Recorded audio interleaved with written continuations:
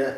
So this is I'm Sandy Smith, Pastor Steve Hargrove, and we're sitting down for our pastors in the pew conversation, and we're talking about leaders, leading leaders, and some of the conflicts that happen over the period of leading a specific group.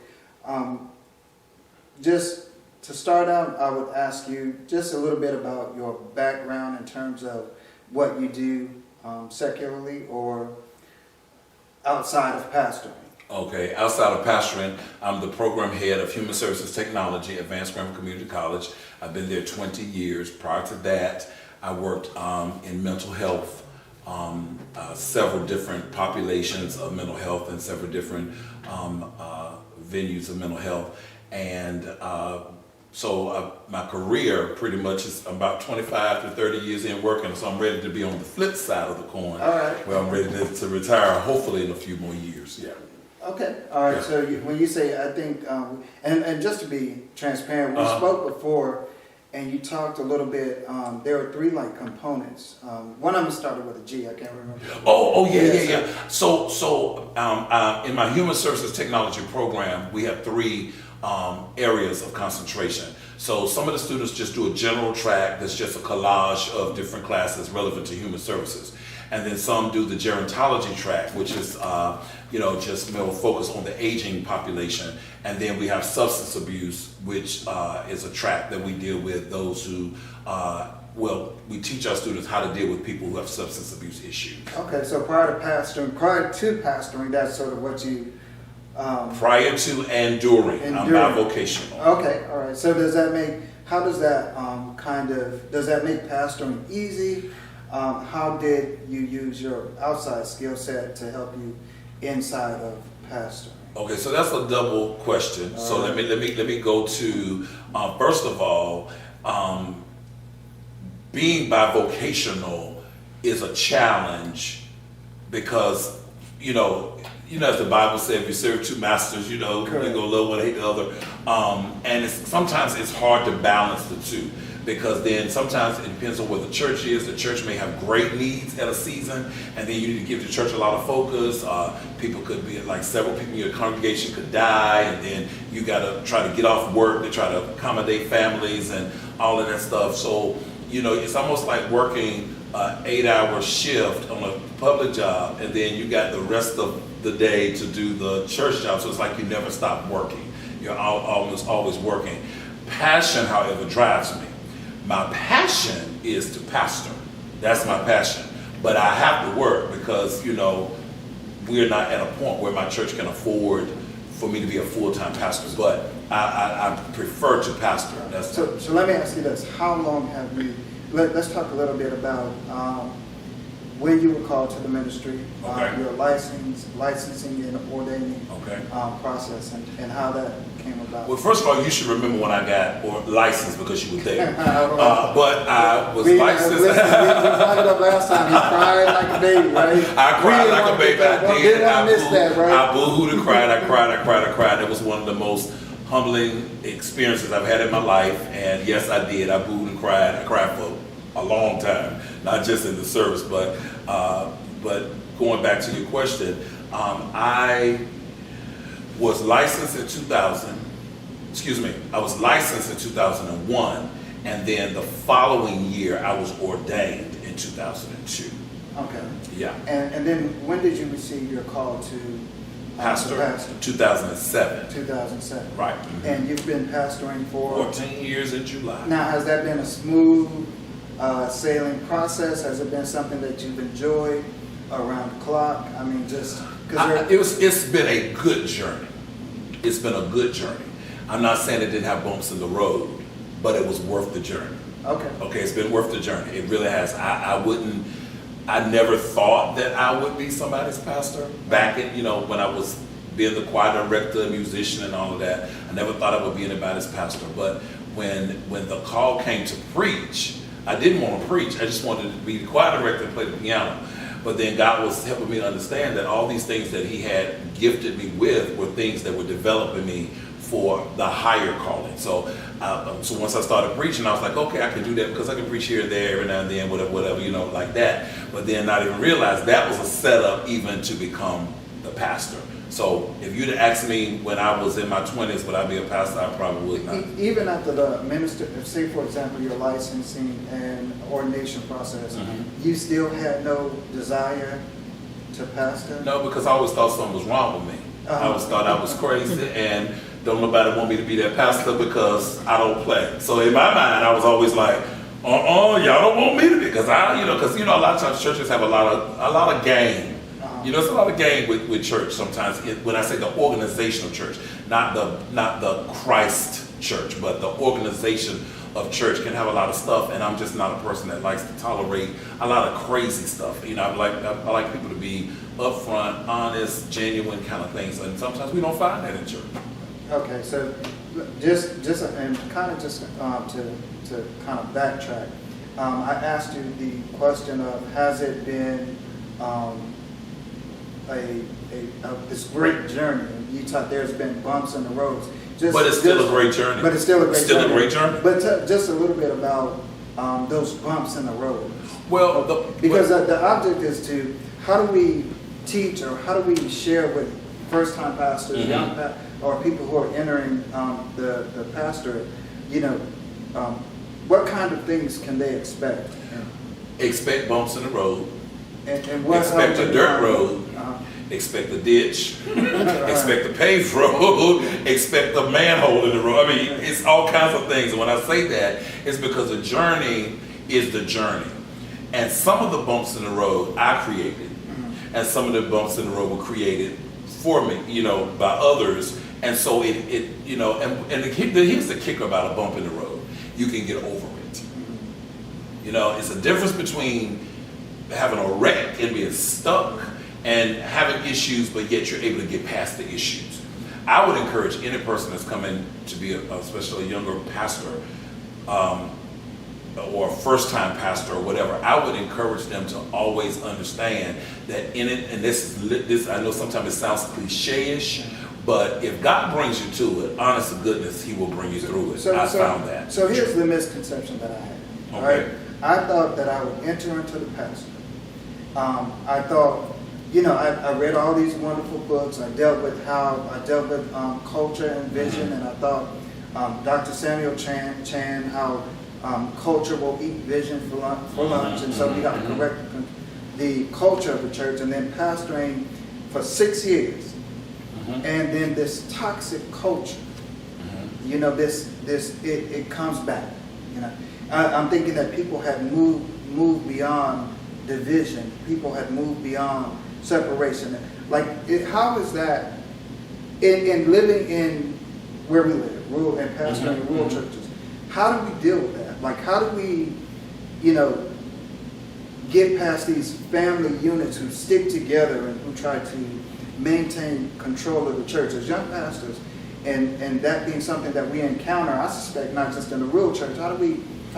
Well, one of the things that you said about the culture piece is key, because a lot of times people don't realize that church, the organization of church, does have a cultural piece, and you need to understand that culture, because you can be in the church, you can be at this church, White Rock, and then you could go to some other church, and the culture is totally different. It can just be that way. For instance, my wife and I, we were looking for a house. We would go to a house, like maybe a house that was already somebody had lived in or whatever, and on the outside, we'd be like, "Oh my God, that house is nice. That I think I want this house or whatever." But then when we go in, the house is antiquated. It needs some new cabinetry. It needs some new tile. It needs an upgrade. And so we was like, well, it's going to cost a lot to redo that. So the value of it is not really what we thought it would be. Sometimes when you go to churches, you have an image of what you think it's going to be. But then when you get in it, is when you really see what it truly is. And being a pastor and having a congregation, you have to come to know that congregation and know how they've been taught, how they've been trained, or how they've been educated to think. And you will find that sometimes in rural churches that the culture is the deacons run the church. The pastor's just there to preach, teach Bible study, pray, or whatever we need you to do. But the deacons run the church. And that's not scripturally sound, nor doctrinally is it really sound. It's just not sound. So interesting you bring that up. Because the truth is, many of us encounter that. Right. There's some deacon or Culture, but that's the culture of an area. Okay. And then, but in our congregation, there is some power broker. Oh, yeah. There's somebody who's controlling, somebody who's, under, for example, let's just use a real thing. Here I am, trained, for example, train my trustee board. I've given them the information, equipped them, taught them the flow, how things go.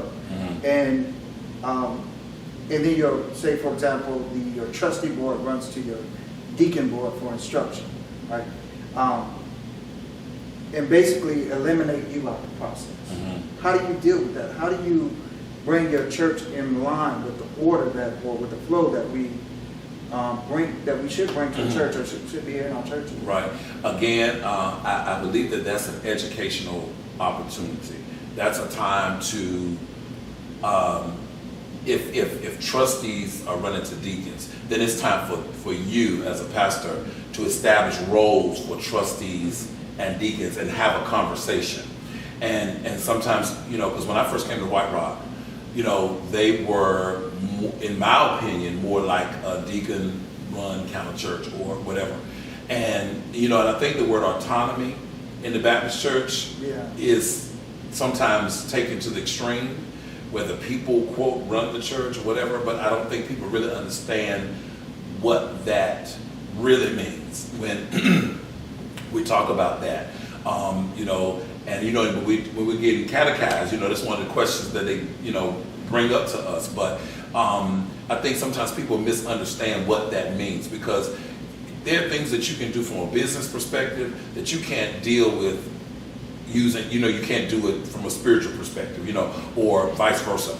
And what I'm trying to say is that, at the end of the day, the pastor is ultimately responsible for the spiritual well-being of the house. So people have to understand that I have to trust my leader to teach me what's right, guide me what's right, and into what's right. And if I don't understand, let's be Christian enough to sit down and have a discussion about it.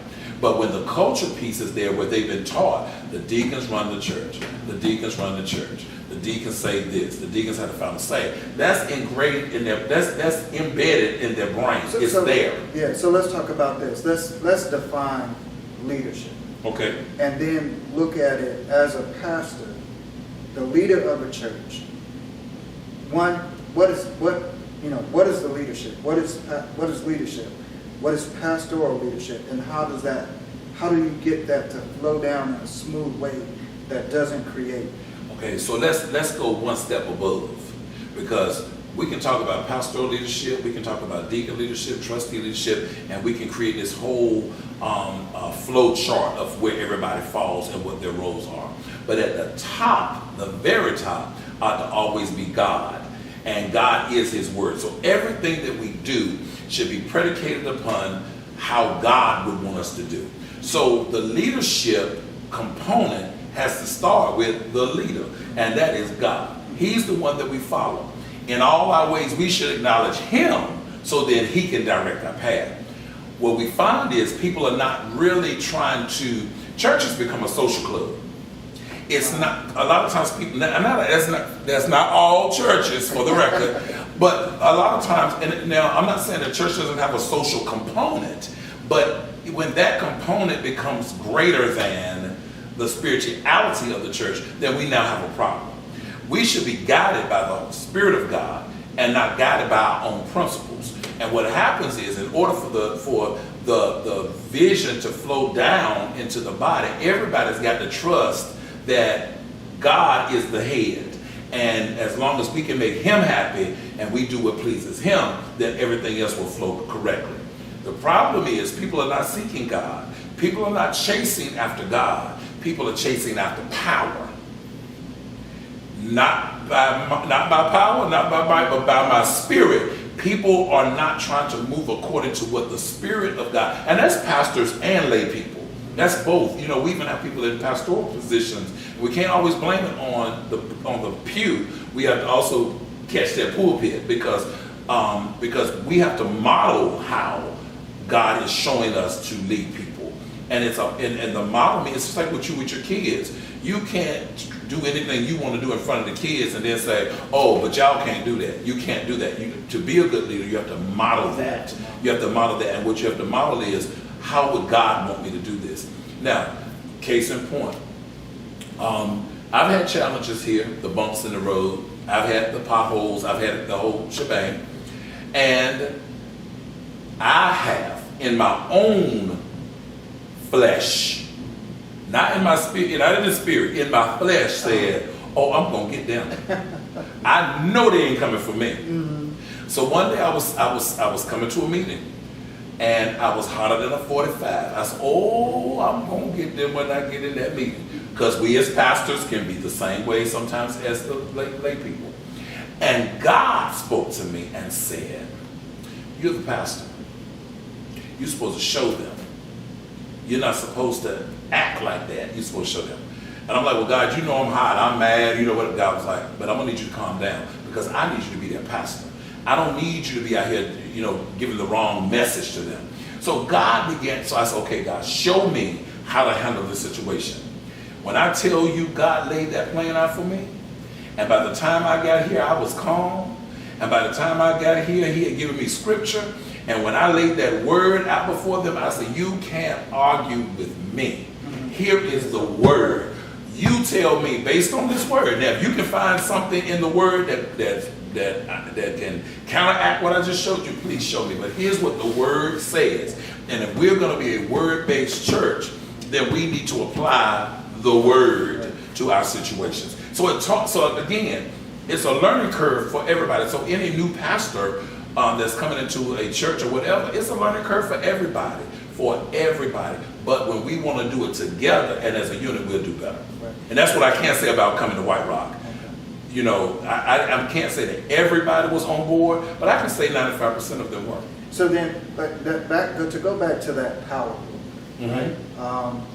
A lot of times, and I don't know if you've ever experienced this, where you're a power broker, if the Lord is saying, hey, this is the direction that I want you to go, and this is the vision that you could communicate to the church about the direction that he wants you to go. Mm-hmm. And that power broker, the one who has great influence, is saying to the people, if they get on the telephone, however they do it, right. That's not what we're going to do. Mm-hmm. And that's a real thing. Mm-hmm. That is a real it's real thing. It's real. And becomes a place of frustration for us as pastors. Mm-hmm. Mm-hmm. Again, and I'm really just kind of digging at that to produce answers, to give somebody an answer to how to resolve this type mm-hmm. of conflict as it pertains to leaders leading leaders. Right. So let's take this from a natural perspective. Sometimes the power broker can be your best friend as a pastor. Depends on how they use their influence. I don't care what church you go to, there's going to be a power broker. Somebody is going to have this ability with the people and be able to persuade people. Somebody's going to have that. That's in larger and smaller churches. Okay. That's just my opinion, for the record. So, when I was at my former church, where I was the minister of music and I was the minister of music and I was the associate minister, I had a way with the people. I just did. I could get them to raise money just like that. I could get them to sponsor an event just like that with full participation. But me and my pastor were very, very close. And my pastor knew that I was not going to go do anything behind his back or anything to harm him. So he would say, oh, Steve, go ahead. You got it.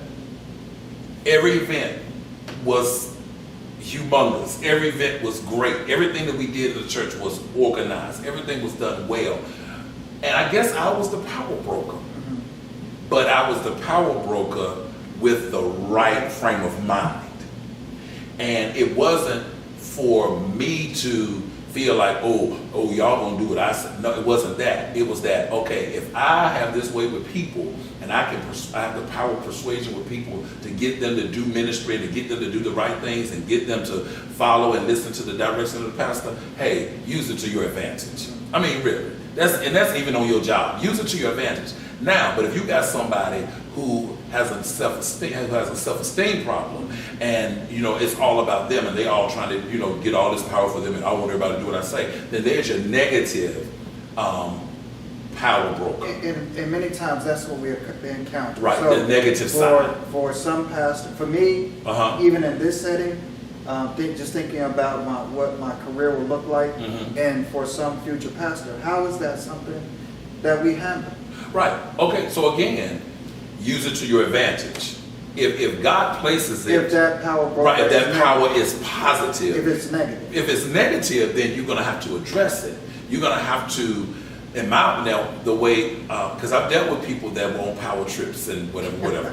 And so, but one of the things that I had to do was, first of all, I had to pray about it, and I said, okay, God, that you see what I see. What do you want me to do about that? How do you want me to handle that? And God will always guide you. But if you're going to go on your own thinking, that's where you're going to have a problem. Pastor saying, that's where you're going to have a problem. When you say, bruh, I like you and everything. We got to do business now, and we got to do what's right. Hold everybody accountable to the Word of God. If you teach it, if you preach it, if your trustees are trying to have a power trip, then you sit down with your trustees and you teach them the Word of God. You teach them what God expects. Then if they got an issue, they're going to take it up with God, they ain't got to take it up with you. Then if they truly have a desire to please the Lord, they're going to want to do those things. I've seen the behavior of people, even my own behavior, change under the rule of the Word of God. Because I was like, well, I can't do that because God ain't going to be happy. I was like, no. But it wasn't about me. It was about pleasing Him. So when people's hearts are such that they want to please God, they will hear the Word of God. Now, you do still have those power trippers, but you can't have power unless somebody gives it to you. That's right. So sometimes the who you address may not be the power broker, because you think about financial brokers or housing brokers and those kinds of people, they only can get what you give them. That's right. So if you got a power broker in your church, they can't be a power broker unless somebody gives them power. So maybe your challenge shouldn't be the broker, but deal with the ones that's investing in the broker. Okay, that's good. So you teach the body how to live holy. You teach the body, and what you'll find is, because I found this with families, because my church was a family deep church. Its faces changed drastically, but it was a family deep church. And what I had to say was, who y'all gonna stand for, God, or you gonna stand for your cousin? What you gonna stand for, right, or your cousin? Which one is it gonna be? I'm gonna stand for God. Well, I'm gonna hold you to that. That's good. Because when your cousin is wrong, my deacons board had, or even has, brothers, in some way all of them connected. They either brothers, brother-in-laws, or something. But when I said, now y'all know I inherited y'all, so I'm gonna let you stay on, but I need to know, are you gonna stand for your brother if your brother's wrong? No. And they looked at the brother, I can't stand with you, you're wrong now, we can't do it. Right. And once that was established, good gracious, ain't nothing, they work hard, and I love them for that, because we built a relationship, and we tore down the power struggles. Now there were some power players, but God handled the power players because He took the power from them, and they just a broker, but they ain't no power. They just broke. They just broke. They ain't power players because God tears down those things. Yeah. So let's kind of just transition. Okay. So. But can I be clear on something? Yeah, because I hear you, But I also want you to know that at the end of the day, it ain't nothing too hard for God. That's right. And God will take that power broker that's operating in a negative way. He will take that person and they'll be eating at your feet. Now I know that for a fact. Seen him do it. Seen him do it. Let's talk about, because a lot of times when we come to churches, right, the way that our faith works, a lot of times we're brought in, we go through this, trial period, and then we're made pastor. And one of the things that and this is a conversation that we've had, one of the things that we find out is we find that immature people who are in leadership roles. Dangerous to a church. Will tear a church down. Okay, so would you trust your 7-year-old child to drive your car to the store and pick you up something from the store? No. Would you say, oh, well, load up all the other children, y'all gonna run up to the store in the car and get me a bag of chips? That's correct. Yeah. Because an immature leader will take people with them, and when the crash happens, all of them burn. And so in a rural area, what do we do? As a new pastor, do you remove, and you're coming in, and you know that the culture, family tight-knit, do you remove them from leadership, or I do not recommend, based upon a culture perspective, that you walk in anybody's church and start moving folk. Because you're going to move somebody's dad, who's also the trustee's brother, who's also the cousin of the mother of the church. Ain't going to work well. So I don't recommend that. Now, you got to really be crazy as a person in leadership for me to just walk in and remove you. But what I do say is this. I believe in educating people and not training them. I believe that people should be taught the values of leadership. I believe they ought to be taught how things operate and taught the Word of God. But how they work operate to the Spirit. How do you exist in a church? Many of the people. So you're just gonna change my subject? You just want me to finish that one? But okay. But power broker. Right. But it's your show, so yeah. But how do you say, for example, somebody's been at that church for 70? In many cases, 20, 30, 40, 50, 60, 70 years. Right. And again, holding a position of leadership that lacks spiritual maturity. How do we, without creating great division, handle as a new pastor? You see, in my opinion, you have to start by being clear on what you expect. And when you're clear on what you expect, a lot of times people have done stuff the same way for so long. And then, okay, when people say, well, that's new, we don't want to do no new stuff, but you got a new pastor. So since you have a new pastor, new things come to the table. And these are some of the things, deacon or trustee, that I want you to pay attention to what I want to do. So how can you help me get this done? Because that's the role. Because you got to talk about what somebody's role is and what their job is. I'm not opposed to job descriptions in the church at all. Oh, okay. I'm not opposed to that because I think that's what helps people understand what their role is. And so you can, and it also holds people accountable. Now, when I teach my classes, I give them a syllabus. Okay, the students get the syllabus. It tells you the nature of the class. It tells you what you need to have to operate in the class, and it tells you what I expect as an instructor for the class and what I'm going to provide for you for the class. So when you look at a job description, it's very similar because it's going to tell you this is what the job is. These are the expectations of the job, and then this is what I'm going to do to help you in the role, and then this is what I need in return from you in the role. And people can look at that and say, well, I can't do that. I had a man tell me one time, Pastor, I'm not good with this part, but I can, and it's not because I'm in opposition to what you're doing. I just don't read well. That's okay, that's fine. We can work with that. We can work around that, or whatever the case may be. But the heart of the person was genuine, and I can work with that part. So I think it's a matter of establishing what your expectations are. And then I think people will eventually move themselves because they'll be like, well, I'm not able to do that. I'm not able to fulfill that. and these expectations are more than what I can handle. And Pastor, do you mind if I step down? I step aside. Now, if they power trip, then now you say, well, what is that? See, a lot of times we don't need to go toe to toe with people trying to fight them and force them. Let's talk about it and let's see where you are. Well, exactly what is the problem? Well, what do you have? Well, if you have a problem with the vision that I'm establishing for the church, exactly what a part of it that bothers you, and tell me why. And a lot of times you will find that people really don't know why. It just makes them uncomfortable because they resist change. And then that's a lot of problems in our area too, is people cannot handle change. And what happens is, you look at, we have 21, 22 churches in our association. How many of them are very, very small and constantly dwindling day by day?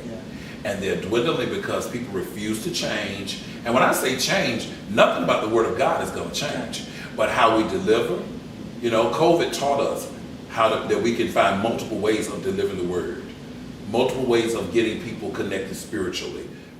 But if people say, well, there were some churches that did nothing, that literally did nothing during the pandemic. This is the time where people really need spiritual guidance and development, but then you don't do anything. So why are you a church? If we talk about, you brought up the word change, and we talked a little bit before about change resistance, and we talked about church policy because times are changing. Right. We talked about church policy changing. We talked about church priorities changing.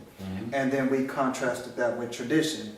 And a lot of times, I think people fail to realize, if you think about the Baptist faith, Matthew 28:19, go ye therefore. You think about what our mission and vision, again, that's something that never changes. But policy, priorities change.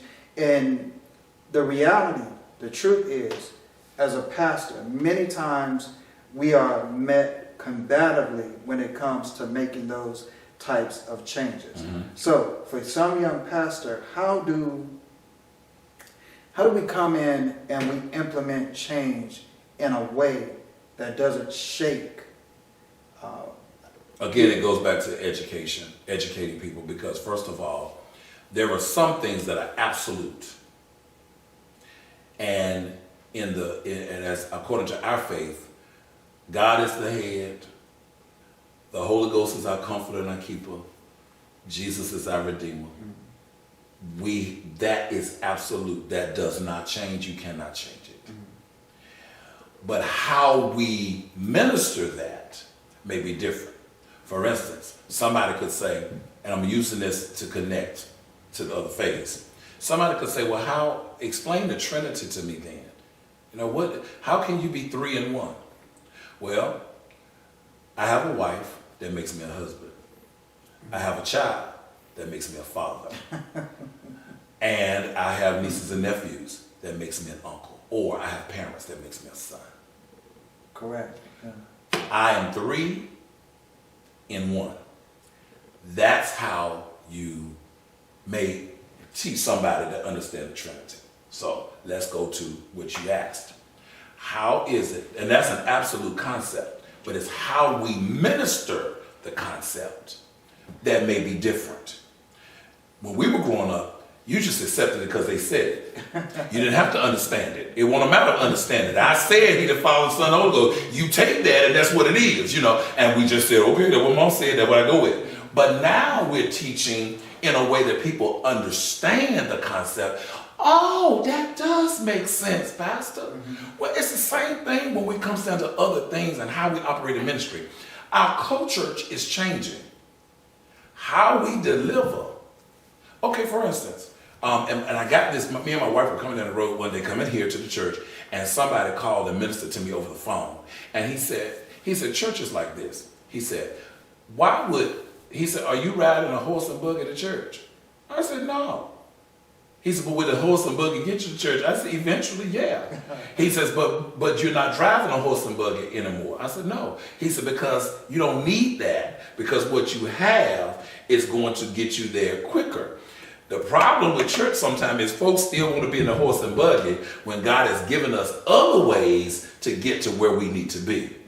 You know, when folks was riding horse and buggy, they didn't know about no car, you know. But now that we have a car, now we use that for our betterment. Back in the day, folks had a wood heater in the middle of the church floor. Well, guess what? We got electric heat now. We don't have to do that anymore. So a lot of people have just got to understand that the way God has developed our society, we need to use those things to help us in a better way of serving mankind spiritually.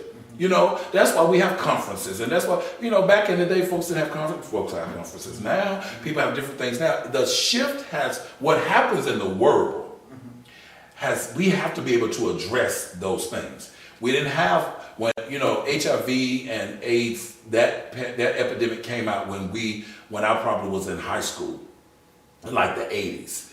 We had never heard of that before. We had never heard of COVID-19 before, but as those things occur, we as a church are responsible to teach and educate the people. But if we get in our mindset that we can't do nothing, then we lose people. We have to take church, and church should address the whole person, not just a portion, the entire person. And as long as people keep that mindset that all we need to do is preach, we just need to preach. We just need to preach. I ain't knocking preaching, but I'm saying we got to care for the whole person. So changing that mentality requires us to educate them, requires us to teach them, requires us to show them a better way. I don't like FaceTime. I don't like being on Zoom preaching. I don't like those things. But I kind of was forced to do some things that I wasn't comfortable with. I never wanted to be on video. I didn't want to be on the radio. I didn't want any of those things because I didn't like the way I sounded. Just let me preach, and then y'all that come to church get it, and everybody that don't get it is just short. That's kind of where I want to be. Well, guess what? When the world shifted, I had to shift. I had to change so that people could still get what it is that God wanted them to have. And we've got to be flexible enough to do that as a church. We can't be so rigid. People are so concerned about what somebody wear to church. You know what? Oh, whatever. You here, let the word find you out. I mean, you know, people get caught up in that. And you know, and we've had those instances. My people come to church, the kids come to church with shorts on. Do you remember going to church with shorts on? I don't ever, not as a child. Now, I've done it since I've been grown outside, but I've never just come in the sanctuary because, you know, things change and people have to be willing to adapt to the changes. So for some of those people that don't want to change in the church, why are they not still driving that car they had back then? That's right. That's right. Yeah. We're trying to do better. And in doing so, it requires change. When we talk about change, is the focus the leaders in trusting that to transfer or to go downward, or do you address that again or holistically? I think it's both. I think you can address it holistically, but I think people adapt better when they can see their leaders adjusting and adapting. Because I think one of the issues is getting your leaders, or you see it a lot, you know, getting leaders to connect with their leader, getting leaders to connect with their pastor, and getting them to pastor or understand who he is, and a part of their, you know, for example, I had a meeting with my deacon boards, and I was talking about pastoral counseling, and I was talking about, you know, being one person to X number of people, and them being able to provide counsel, and at the same time, whoever they're providing counsel to, hear my voice. How do we transcend that to, okay, I got you. How is it that your leaders know I know first we talked about the expectation, but how do they know? They learn by observation. They learn by teaching, and then they learn by observation. When I first got here, it was a certain way I prayed. And I would always say, God, if there's something I failed in asking for, God, please don't fail in granting it. Nobody in my church ever said that in their prayer that I had ever heard. Now, you hear some of them say, and God, if I fail to ask for something we need, God, don't fail in granting it to us. because we model the way. We show them the way. There was nothing, when I first came to White Rock, there was nothing that I expected those people to do that I did not do first. When we raised money, we had a challenge. We had 1 year, and we had things broken down into teams. And each team had to raise $10,000. This church has never in its history had raised more than $5,000 as a church. As a church. I had them broken into teams. We raised over $60,000. It blew their minds because they were like, we ain't never, because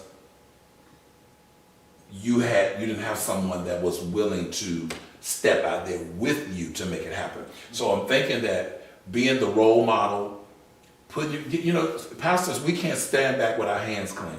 We got to get our hands dirty. We got to get out there. And then once we start building the people, we build relationships, people will start working with you better. Because guess what? People, you may have a power broker, a negative power broker that has a problem with you. But guess what? If you get out there with those people and you start interacting with those people, I'll never forget, and my wife can attest to this.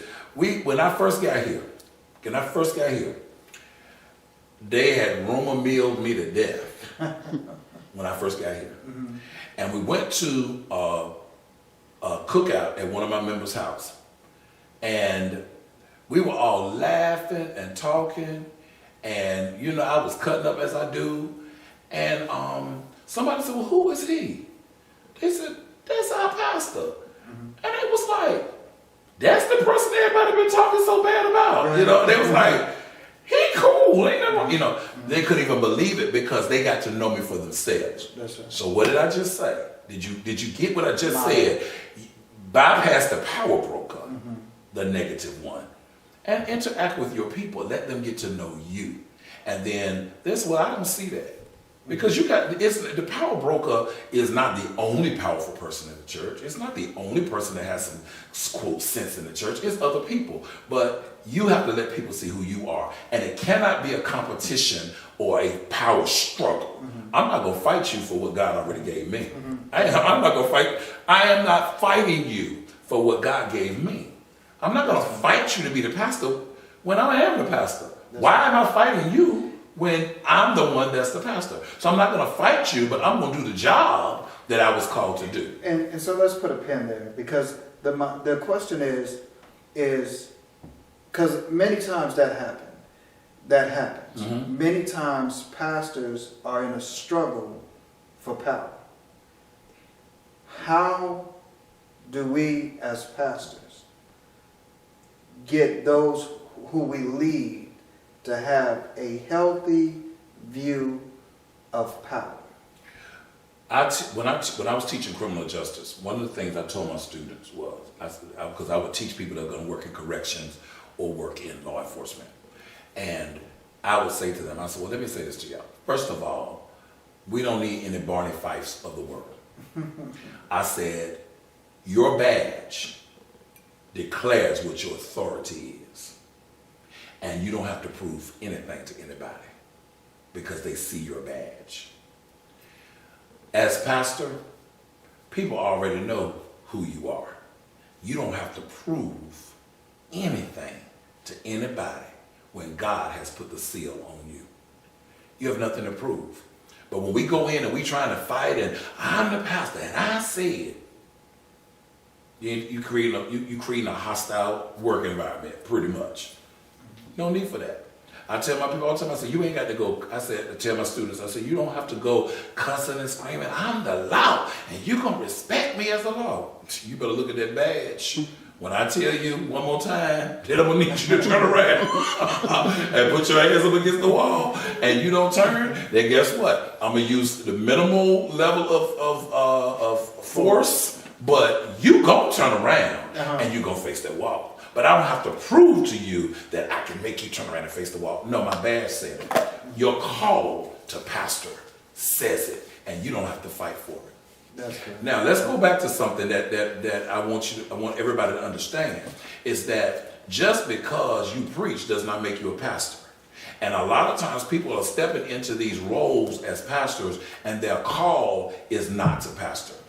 Now, if that's the case, nothing's going to go right for you anyway because you're on the wrong road. Okay. You're going down 85 north trying to go south, and you're going to have a head-on collision because that's not where you're supposed to be going anyway. Again, even if God calls you to pastor, make sure you're going where he sends you and not where you want to go. People send out resumes, applications, those kinds of things, all these different things. And that's fine. That's fine. But what if you get to one of those places and God says, this is not for you? Are you willing to step back and say, or you want to be a pastor so bad that you just jump on board and, oh, it's going to work, I'm going to make it work. And then you got held the whole way because did God really send me here? You're operating outside. Yeah, you're operating outside of that. And when you're outside of the will of God, what did you think was going to happen? Correct. You know, and guess what? Look at the casualties of that. And I can't let this pass. So I can't just let this go. Like, I really, really just need you to reiterate that in terms of making sure that you are stepping into not just what you've been called to, but also where. Right, because the Bible says for you to make your calling and election sure. That's your job. That's your job to seek the Lord. That's your job to hear from the Lord. If that means consecrating, that means fasting, whatever it means, you hear God. When I was called here, I didn't want to come here. I did not want to come here. I said, what am I going down there for? I'm good where I am. Why I got to go down there? The Lord said, you going down there. Oh, no, I'm not either. Lord, I'm going to play this piano and direct that choir. Every time I sat on the piano stool, my back went out. Every time.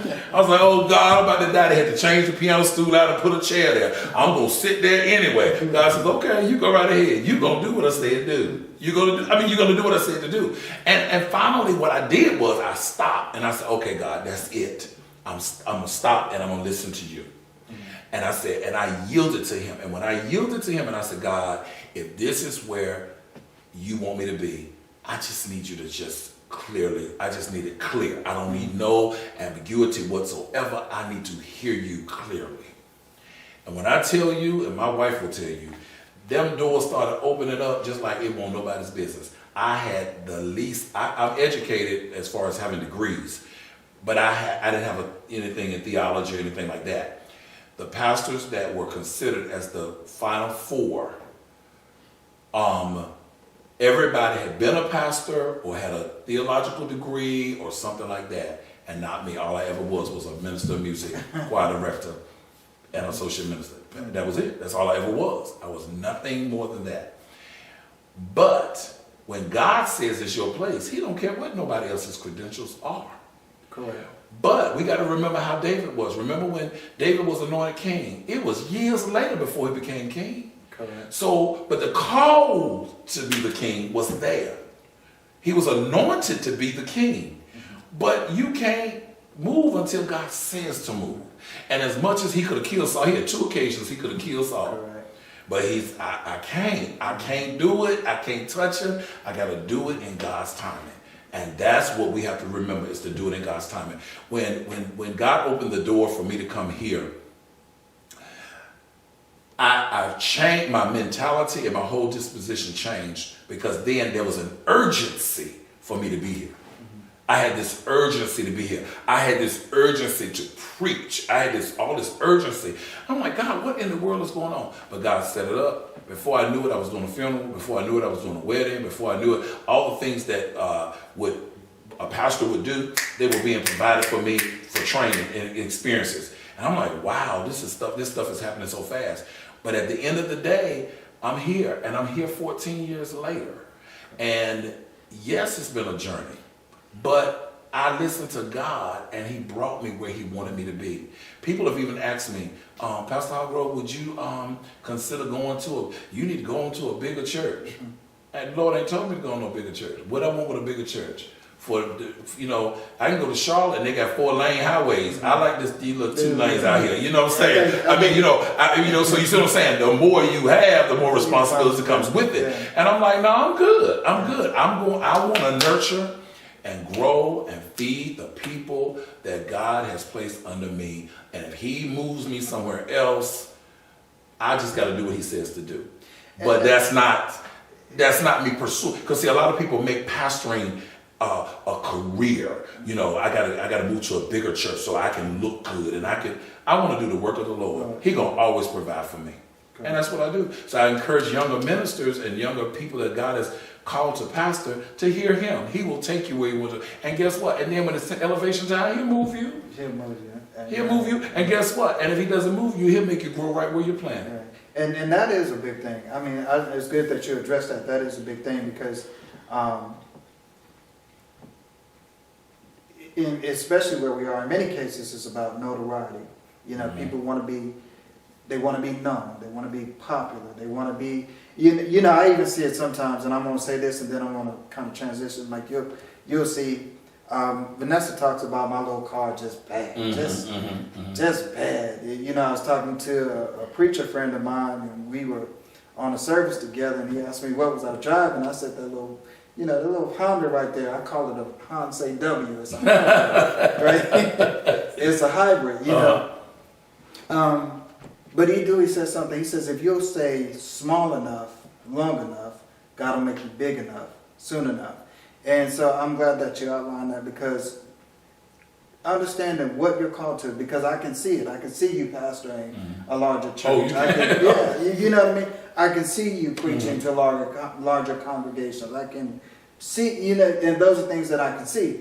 But again, I'm glad, and it's good that you say, well, I'm good. I'm good. Yeah. But just knowing what God has called, what God has called you to. Yeah. Now, to kind of transition, church politics is a very real thing. You know, you'll get in conference, people will have met and will have had a meeting before the meeting and discussed everything that's going to happen in the meeting.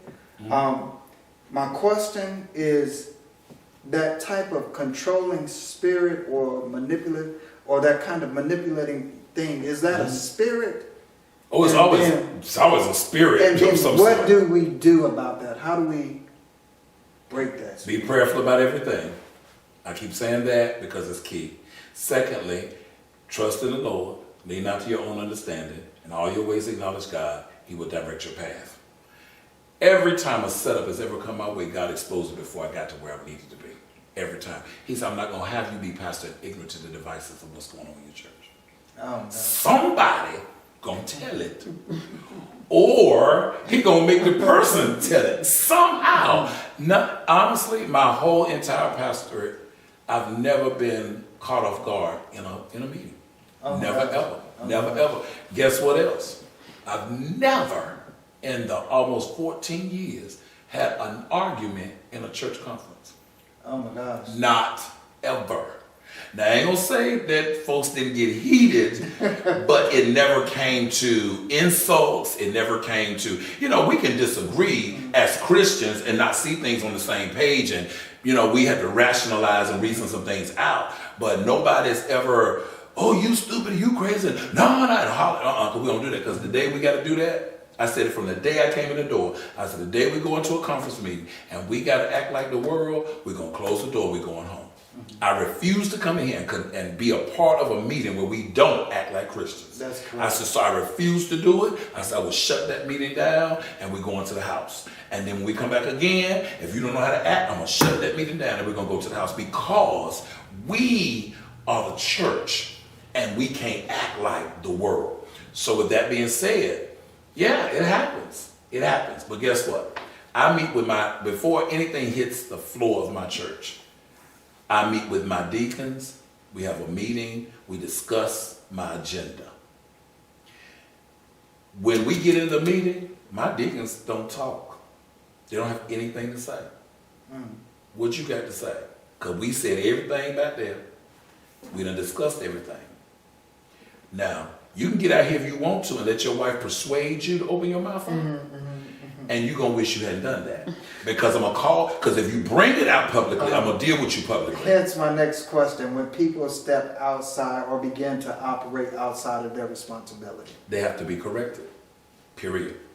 You have to correct it. I mean, if your child did that, would you correct them? correct? Okay, because you're the authority in the house. So when you're the authority in the house, the lion and the den. that's my den, I told you, right? So you have to correct what's wrong. And it doesn't mean correction has to be ugly and mean, but correction, godly correction. No, that's wrong. You can't do that. So, and I'm pointing this way because when we have our meetings in here, my deacons and my officers used to sit over there. So we had our meeting one day, and one of my deacons, and we were in the church conference, and one of my deacons raised his hand, and I just looked at him, and I said, "Yes, Pastor, can I just say one thing?" I said, "Okay." "Well, can I suggest no, you can't?" And he was like, "I can't?" "No, you can't. If you just say it back there, there's nothing for you to say out here. Because if you come out here where we are all as a body, the people need to see a unified front. Correct. And if we can't agree back there, it doesn't come to the floor. So there's an agenda that's established to maintain control of the meeting. You know, folks say, well, we got some new business. Anybody got new business? You don't do that. You the pastor, you come in with an agenda. You don't walk into no open platform and say, anybody got anything? No. Because guess what? Then you just gave them the floor to challenge you with anything and you're unprepared. No. If anything's got to come up and something we got to discuss, I need to know ahead of time. But there is nothing, they do not get to stand up in a meeting and say, well, I think we are. You don't get to do that. It's not on my agenda. Now, if you say, Pastor, would y'all consider this for the next meeting? I might write it down. But you don't get to open up the dialogue on the floor like that, because then I'm no longer in control, because I don't know what's going to happen. Sister so-and-so mad with Sister so-and-so. Well, Pastor, well, I don't think we ought to have chicken every time we have you're not getting ready to do that trivial stuff in a church meeting. Guess what else? I don't have church meetings every quarter. I have church meeting twice a year. I have church meeting in the spring, I have church meeting in the fall. In our fall church meeting, we deal with our budget and all those kinds of things. In the spring meeting, I'm bringing everybody up to date and telling them what's going on. We have an executive board. The executive board, we make plans for the year. We come bring it to the body. The body votes on it, and that's how we proceed. I don't do all that traditional stuff of, well, we got to, and I need to know how much money in the church, all that. I'm just like, y'all, really? But we have people with that mindset. And then, okay, for instance, and I'm going to say this, and it was funny because when we got ready to build a porch onto the church, and y'all know who y'all are, some people came to church meeting because they didn't like the budget. They didn't like the amount of money that we were talking about spending. Well, they didn't know the legwork that we had put into it and what it was going to require, because we got this bad soil and all this stuff. They had to dig deep, do all these different things. So it was going to be quite an expensive undertaking. And so when we got ready to have the meeting, I said, well, this is it. This is what I want. This is what I think ought to happen. Da, da, da, da, da. Office is already good because we had already met. They already good. So some people stood up and said, well, I think it's too much. We spending too much money. I said, okay. Somebody else stood up. We spending that is too much. I said, look, we're not putting the porch on a double wide. We're putting a porch on a church. I'm not going to spend $10,000 on a porch that's going to fall down in 5 years because it's not fit for a church. So I'm not going to do that. So, well, I said, Madam Financial Secretary, can I get the report of all giving? She gave me the report, and I didn't even open it up. I laid it on the table. I said, we prepared to vote. We are, Pastor. All in favor? 100%. You know why? Because the ones running their mouth won't put no money in the church. And according to our bylaws and constitution, if you don't pay a certain amount of money in a year, you're considered inactive. If you're considered inactive, you can't vote and you don't have a voice. I'll give you back your $5 so you can keep your opinion. As simple as that. I'm not going to edit that out. I'm just saying because you got as a pastor, you got to have your leverage. You got to have things in place so that you know how to stand and you know how to better represent the church. I'm representing the church. I'm representing this house, and I just can't let anybody come in and run the house any kind of way. Yeah. That's why my officers already know you don't have nothing to say. We already talked. What you got to say? So when you raise your hand, I'm looking at you crazy like, what do you want? Well, can I? No, you can't. And they already know why. They say, I'm sorry, Pastor. Because they already know. Because if you get out here and you bring something up that causes contention in this house, we really have a problem. Correct. Yeah. And anybody that comes here will tell you, look, watch this. People don't even come to church meeting that much no more. Why? Because we ain't fighting. We ain't arguing. So they don't come. Right. Now, let it be a heated issue. You have cars all down the road trying to get the conference because they want to see, everybody want to have something to say. No. They don't even come anymore because guess what? Everything runs so well that we don't have to have arguments. We announced for a month or months, church conference is going to be such a time. You may have 15 people here. Oh my gosh, yeah. And the 15 are the ones on the executive board. So they don't, because they have nothing to really fight about. So you have to, as new pastors, alleviate the platforms that cause the battles. Get rid of the battleground. Get rid of it. Find a way to so we don't have to end up on a battleground. And when I tell you, not one time have we had an argument like that, not one time. I don't turn my nose up at some folk, but I ain't never just been ugly. There's never been one. You know how people be hollering and screaming and arguing? I don't look at someone like, okay now, all right, Last question. Yes. And this is how we end it, right? Okay. 100 different personalities. How I would say, you remember this, how many different personalities are in this church, and how do you bring all those personalities on one accord? In this church? In this church. Okay, so let's say actively I have 125 people coming to church. I have 125 personalities, and some of them have multiple personalities. So you got to multiply that times 5 or 10, depending upon. So you got to deal with every personality. Susie one day, Jane the next day, whatever they call themselves that day. So it's like that Legion of Demons. What's your name? Legion. It's all kinds. So I got all kinds of personalities that I deal with. And how do I deal with them? I deal with them as I deal with them. I don't try to tackle them all at one time. I tackle whatever's standing before me at the time. So if you Susie today, and Susie's a well-behaved person, I treat Susie as such. But if Jane come up the next day and Jane acting like a fool, Jane, you're going to have to bring that down, boo, because we're not going to do that here. We're not doing that. And I've had that to happen. I've had a person that, why you won't let me sing? And I'm like, what you talking about? I let it slide. She came back again. The second time I said, that's your last time. I said, that's your last time approaching me like that. I said, I don't know what your problem is, but you better resolve it. Because you flip-flopping, because your mood's flip-flopping, no, I'm not going down that road with you. Some folks, I'll be like, oh, it must be a bad day. I move on. You got to just choose your battle. You just got to choose them. Sometimes you're just like, whatever, all right, bye. I think I told you last time, this lady said to me, you need to preach like that all the time. I said, ma'am, I do. No, you don't.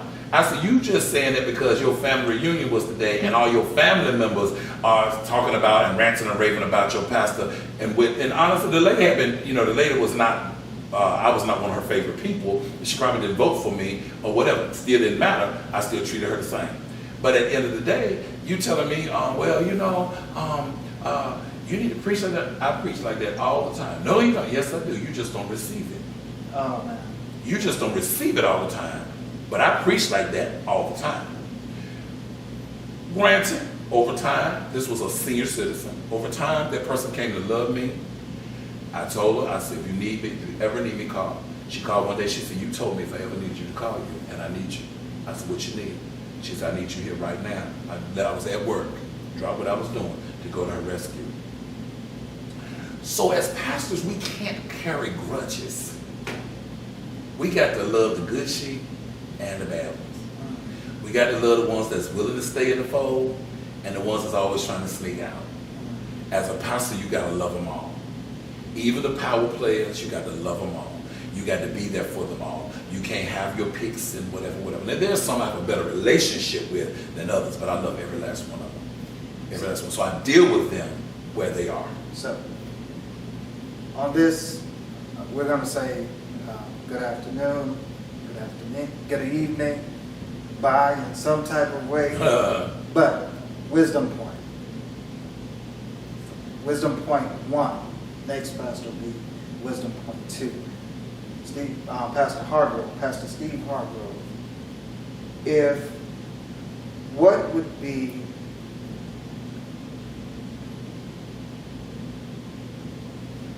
your advice for a young pastor, somebody who's entering into the pastorate? What would be what would you tell them that would help them to be successful? Always listen to God. Only what you do for Christ is going to last. If you trust in the Lord and lean not to your own understanding, and in all your ways acknowledge Him, I don't care what happens, He will direct your path. I know that from experience. I tried it, and I know it for myself. The